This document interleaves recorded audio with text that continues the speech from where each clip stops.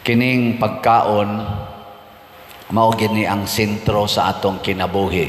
Basta kaon na gani ang atong pangitaon, ang tugbang gid ana mao ang kinabuhi.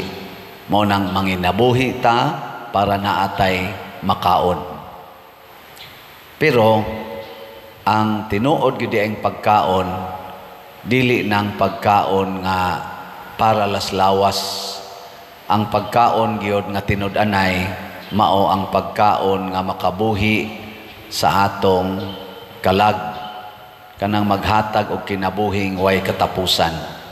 Mao na diri sa atong unang pagbasa ang gihisgutan ang pari nga si Melkisedek. Ngano man si Melkisedek way sinugdanan og way katapusan nga makita. Wa siya'y ginikanan, wa sad hibaw diin siya padulong pagkahuman. Pero diha na siya pag-abot na ni Abraham. Gani iyang gipanalanginan si Abraham. Kinabuhi na nga way katapusan. Nya diri sa atong tubag sa Salmo, gisgutan ang pari nga mao si Hesus nga kaliwat sa laray ni Melkisedek. Pasabot ang pagkapari di ay mao day nay tinuod nga maghatag og kinabuhing way katapusan. Nya kining pagkapari o kining Eucharistia diin atong dawaton si Kristo sa lawas og dugo.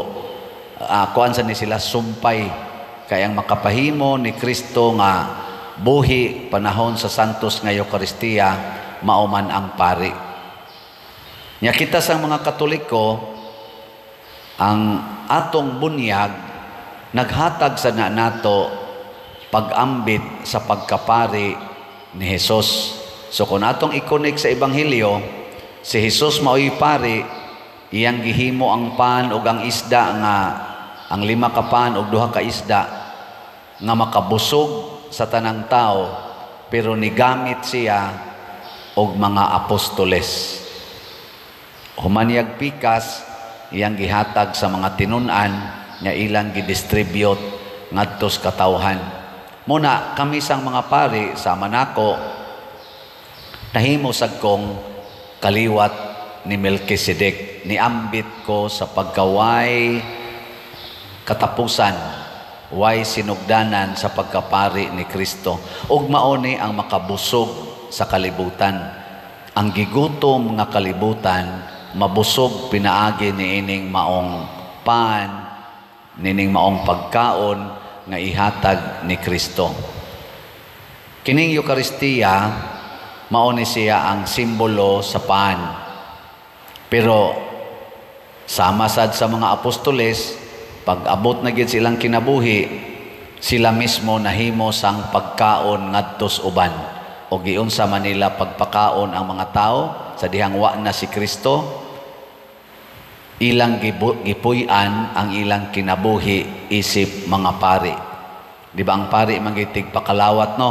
Nalan tayo Eucharistic lay ministers nga mutabang-tabang, pero tungod na sa pari nga mi hatag nilag authority. So ang pari gitig pakaon. So kining pagpakaon trabaho ni pari. Kamong mga inahan nga ni aron dinhi, mipakaon ba mo sa inyong mga anak? Mipakaon mo? Kana pari mo. Ang amahan, mipakaon ba sa mga anak? Kana pari sagka.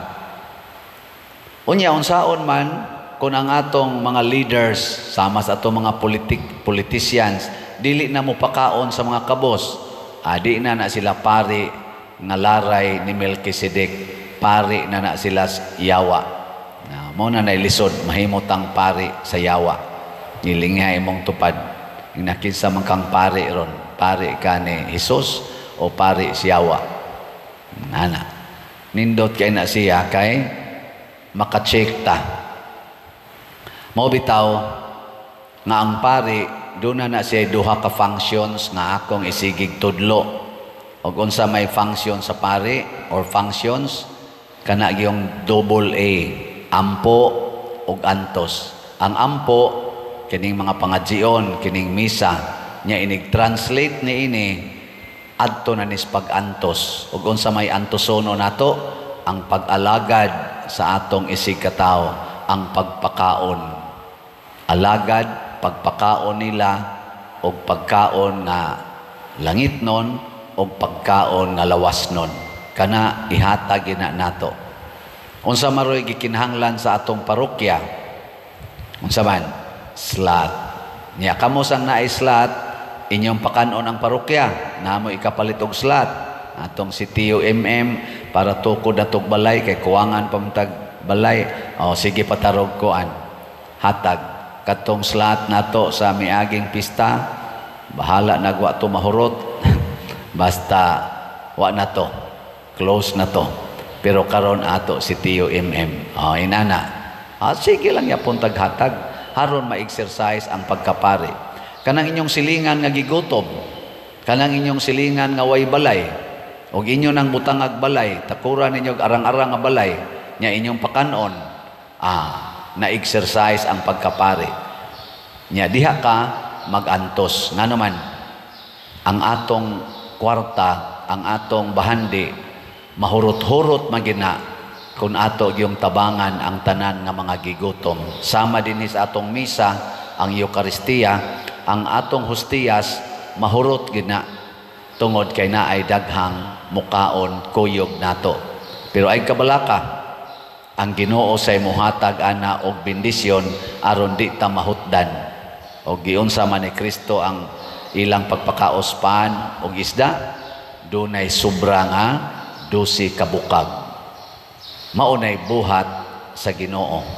Maunay kahibulungan nga buhat sa Ginoo. O kung nakasintro ta diha og nagbuhat ta, wala na tayong hahanapin pa. Mahimo sa tang lawas og dugo ni Kristo ngadto sa uban. Tawgo na sa tag Corpus Christi. Kaya nga naman, nahimo sa tang pagkaon, nahimo tang pari ngadto sa atong isig katao.